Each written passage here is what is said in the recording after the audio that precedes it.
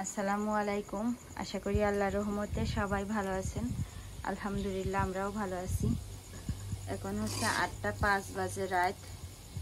দেখেন কাঁঠালের বিচি ভাজি করছি আলুর মতন চিকন চিকন করে। তো বৃষ্টি হচ্ছে, এখন বর্ষাকাল, তরকারির অনেক দাম, তাই রাফির আব্বু তরকারি কিনা নাকি বন্ধ করবে। মানে আজকে বললো যে বর্ষাকালে তরকারির খুব দাম, তরকারি খাওয়া যাবে না।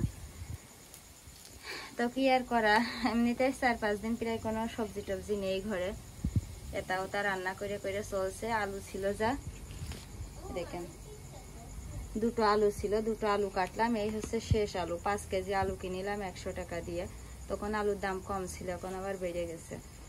আর এই পেঁয়াজ কাটলাম বেশি করে, কাঁচামরিচ আর রসুন, এইটা দিয়ে। আর এই দেখেন গতকালকে 5টা পুঁটি পেয়েছে, আর একটা হচ্ছে কই মাছ পেয়েছে, আর আজকে 3-4টে হচ্ছে শিং মাছ আর একটা টাকি মাছ পেয়েছে।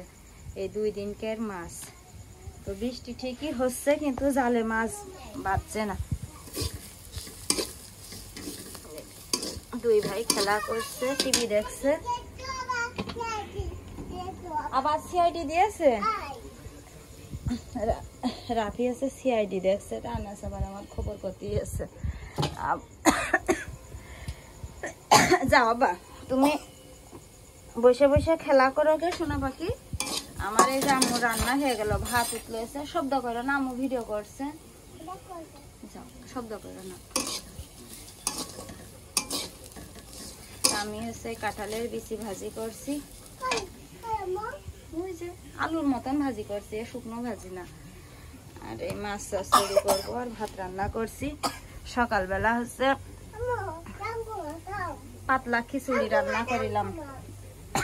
পাতলা খিচুড়ি বলতে মানে গতকালকে পান্তা ভাত ছিল, গতকালকের পান্তা ভাত দিয়ে খিচুড়ি রান্না করে সকালে খাইছি, দুপুরে খাইছি, আর রাত্রি এখন এটা ভাজি করছি।